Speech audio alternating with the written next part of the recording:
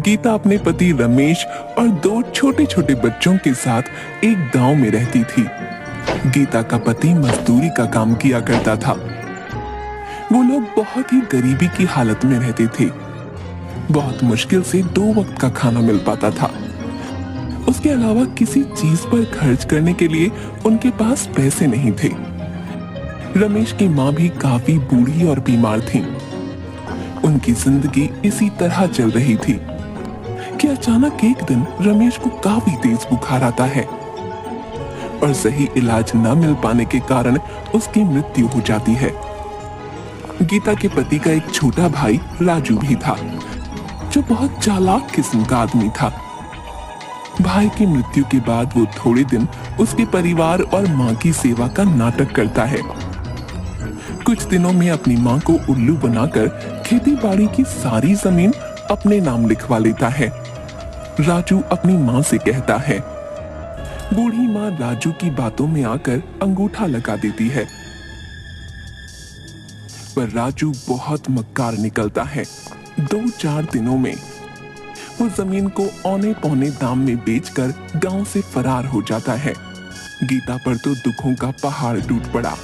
वो सोचने लगती है, कैसा कपूत पैदा किया मैंने, जो अपने ही घर को बर्बाद करके भाग गया। अब हम लोग क्या करेंगे? मैंने तो आज तक कोई काम नहीं किया, कभी घर से बाहर नहीं निकली। मैं इन 2 छोटे बच्चों को और अपनी बूढ़ी सास का कैसे ख्याल रखूंगी? भगवान ने हमारे साथ बहुत अन्याय किया। घर का एकमात्र सहारा हमसे छीन लिया। कुछ दिन बीतने के बाद खाने पीने का जो थोड़ा बहुत सामान था वो सब खत्म हो गया।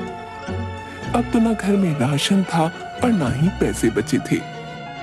गीता अपनी सास से कहती है, माँ जी, जो भी पैसे जुड़े हुए थे वो सब खत्म हो गए हैं। कुछ दिन तो कट गए, पर अब आगे का कुछ सोचना पड़ेगा। आस पड़ोस के लोग कुछ दिन तो उन लोगों की मदद करते हैं, पर धीरे धीरे सब लोग उन्हें उनके हाल पर छोड़ देते हैं। गीता अपनी बेटी से कहती है, बेटी, अब बस केवल थोड़ी सी दाल और चावल ही बचे हैं। आज का ही खाना बन पाएगा।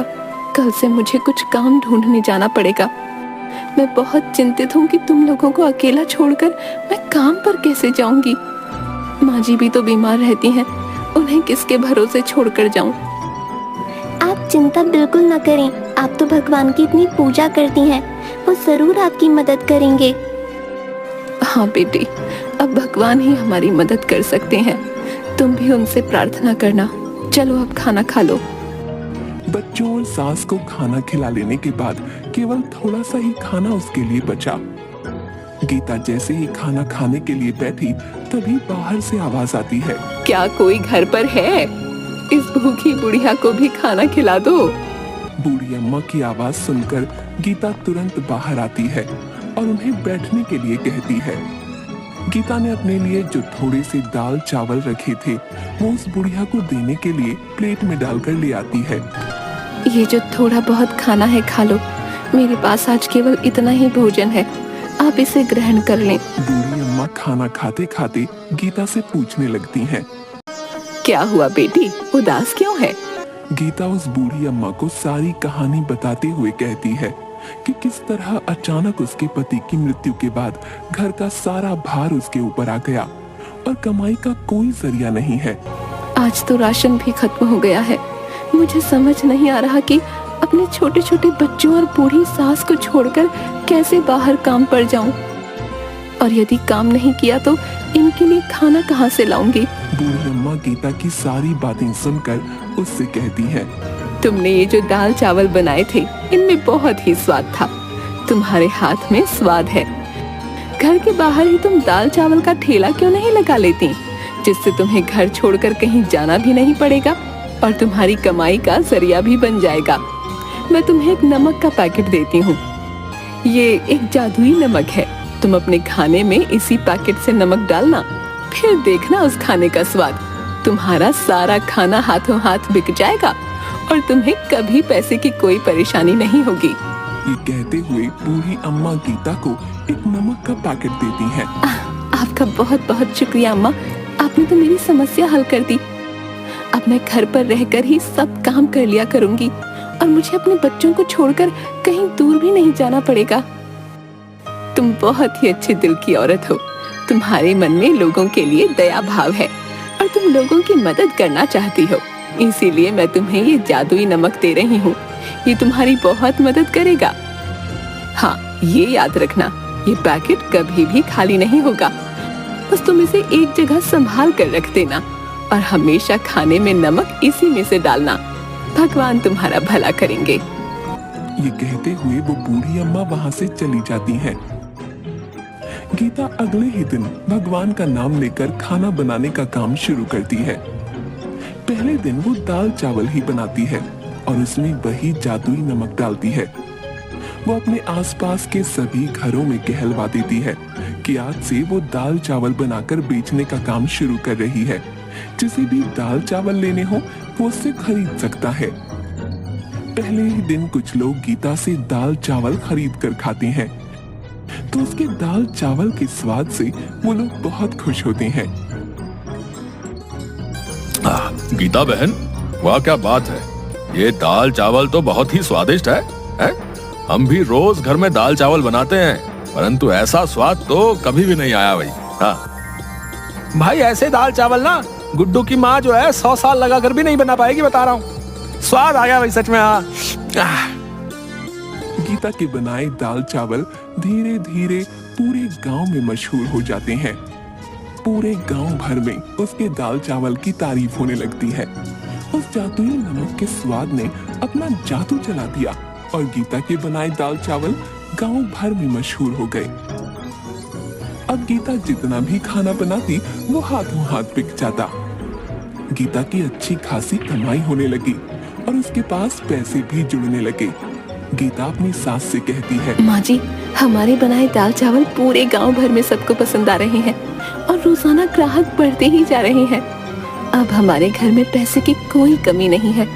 मैं सोच रही हूँ क्यों ना मैं अपने साथ काम करने के लिए एक नौकर को रख लूं और हम दाल चावल के साथ साथ सब्जी और रोटी भी बनाकर बेचेंगे, जिससे कि हमारी कमाई और बढ़ेगी। हाँ, क्यों नहीं बेटी, तुम इतने मन से और साफ सफाई से खाना बनाती हो तो खाने में तो स्वाद आएगा ही। तुम इसी तरह मेहनत करती रहो, भगवान तुम्हें सफलता देंगे। बस फिर क्या था, गीता अगले ही दिन से मुन्ना नाम के एक लड़के को अपने साथ काम करने के लिए रख लेती है। खाना तो गीता ही बनाती थी, जिसमें वो जादुई नमक डालती, परंतु खाना परोसना, ग्राहकों से पैसे लेना और उन्हें खाना डाल कर देना, ये सब काम के लिए उसने मुन्ना को रख लिया। मुन्ना काफी गरीब था और चालाक भी। जब उसने देखा कि गीता का बनाया हुआ खाना इतना बिकता है तो वो सोचने लगा, क्यों ना मैं भी किसी तरह खाना बनाकर अपना अलग ठेला लगा लूं। यहाँ नौकरी करते तो मुझे 4 पैसे ही मिलने वाले हैं, परंतु अपने ठेले से मुझे अच्छी कमाई हो जाएगी। मुन्ना अपने दोस्त से कहता है, यार ये दिन भर की नौकरी करने के बाद मेरे हाथ में तो कुछ भी नहीं आता। इतनी कम तनख्वाह में भी भला गुजारा होता है क्या? है? मैं सोच रहा हूँ जब गीता औरत होकर इतना कमा सकती है तो मैं क्यों नहीं, मैं भी अलग ठेला लगा लूंगा। जब इस काम में इतनी कमाई है तो मैं अलग से ठेला लगाकर ज्यादा मुनाफा क्यों ना कमाऊं भाई? है? कब तक उस गीता का नौकर बना रहूंगा? पर भाई ठेला चलाने के लिए तुम्हें गीता जैसा स्वादिष्ट खाना भी तो बनाना होगा कि नहीं है? अभी तुम कुछ दिन उसे देख देख कर उसके जैसा खाना बनाना सीख लो, तभी नौकरी छोड़ना। हाँ, ये तो तू बिल्कुल ठीक कह रहा है। उसके जैसा स्वादिष्ट खाना बनाऊंगा तभी तो मुनाफा होगा। मुन्ना सोचने लगता है, गीता खाने में ऐसा क्या डालती है जिससे उसके खाने का स्वाद इतना बढ़ जाता है? ये बात पता करनी पड़ेगी।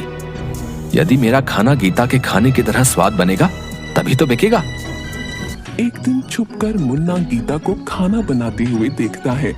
वो बहुत ध्यान से देख रहा था कि गीता ने कोई खास मसाले नहीं डाले, बस एक डिब्बे में से नमक निकाल कर खाने में डाला। मुन्ना सोच में पड़ जाता है, बस केवल नमक मिलाने से खाने में इतना अनोखा स्वाद कैसे आ जाता है? हो ना हो इसी नमक में कोई खास बात है।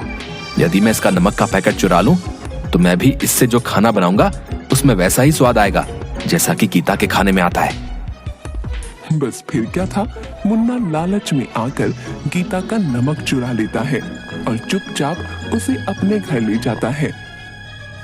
गीता की बेटी ने मुन्ना को नमक चुराते हुए देख लिया था। वो सारी बात अपनी माँ को बता देती है। गीता ये सुनकर बहुत परेशान हो जाती है कि उसका नमक चोरी हो गया। अब उस जादुई नमक के बिना वो खाना कैसे बनाएगी। वो रोते रोते भगवान के आगे प्रार्थना करने लगती हे है। भगवान, मेरी मदद करो। वो बूढ़ी माँ जी जो मुझे नमक देकर गई थी, वो दुष्ट मुन्ना ने चोरी कर लिया। अब मैं क्या करूंगी? मेरी मदद करो भगवान। गीता जैसे ही रसोई घर में खाना बनाने जाती है, वो देखती है कि वैसा ही नमक का एक और पैकेट वहां पड़ा है। गीता ये देखकर बहुत हैरान हो जाती है कि ये नमक का पैकेट यहाँ कैसे आ गया। गीता भगवान का शुक्रिया अदा करती है कि उन्होंने उसकी मदद की। वो तुरंत जादुई नमक से खाना बनाने लग जाती है। उधर दूसरी ओर मुन्ना भी उस चुराए हुए नमक से खाना बनाकर अपने ठेले पर लगाता है और सभी लोगों से कहता है, आइए आइए और मुन्ना के ठेले पर आकर स्वादिष्ट खाना खाएं। मुन्ना के ठेले पर खाना खाने आते भी हैं, पर जैसे ही वो लोग खाना मुंह में डालते हैं, उसे थूकने लगते हैं। अरे थू थू थू थू थू थू, हैं? इतना बेस्वाद और गंदा खाना है। इसमें तुमने नमक मसाले डाले हैं या जहर डाला है भाई? हैं? थू थू थू थू थू थू। हमारे सारे पैसे बर्बाद कर दिए। ये खाना तो कोई जानवर भी नहीं खाएगा। लाओ हमारे पैसे वापस करो। सभी लोग मुन्ना को भला बुरा कहने लगते हैं और अपने पैसे वापस लेकर वहां से चले जाते हैं। वो बहुत दुखी होता है कि उसने तो पैसे उधार लेकर बहुत सारा खाना बना लिया था, परंतु सारा खाना बर्बाद हो गया, जिससे उसका बहुत नुकसान हुआ। अगले दिन मुन्ना रोते हुए गीता से माफी मांगने जाता है। उसे समझ में आ गया था कि एक भली औरत के साथ बुरा करने और चोरी करने का अंजाम उसे मिल गया है। वो गीता के आगे हाथ जोड़ते हुए कहता है, गीता बहन, मुझे माफ कर दो। मैंने तुम्हारा जादुई नमक चुराकर फायदा कमाने की सोची, परंतु मैं ये भूल गया कि जादुई चीज तो उसी व्यक्ति के यहाँ काम करती है जिसे वो दी जाती है। मैंने लालच में अंधे होकर तुम्हारा जादुई नमक चुरा लिया। मुझे माफ कर दो और मुझे अपने पास दोबारा काम पर रख लो। मैंने तुम्हारे यहाँ नौकरी छोड़कर बहुत बुरा किया। मेरे छोटे छोटे बच्चे भूखे मर जाएंगे। मुझ पर दया करो। मैं आइंदा कभी भी तुम्हें शिकायत का मौका नहीं दूंगा। मुन्ना को इस तरह से रोते देख गीता का मन पसीज जाता है। गीता मुन्ना से कहती है, अरे अब तुम रोना बंद करो। मैं इतनी कठोर नहीं हूँ कि तुम्हें दोबारा काम पर ना रखूं और तुम्हारे बच्चों को भूखा मरने के लिए छोड़ दूं। तुम्हें अपनी गलती का एहसास हो गया, बस इतना ही काफी है। पर आगे से हमेशा ये बात याद रखना कि किसी दूसरे की चीज पर अपनी नियत खराब मत करना, क्योंकि चोरी की चीज कभी तुम्हें अच्छा फल नहीं देगी, बल्कि उसके दुष्परिणाम ही तुम्हें भुगतने पड़ेंगे। मुन्ना को अपनी गलती समझ आ जाती है और उसके बाद से वो पूरी ईमानदारी के साथ गीता के यहाँ काम करने लगता है।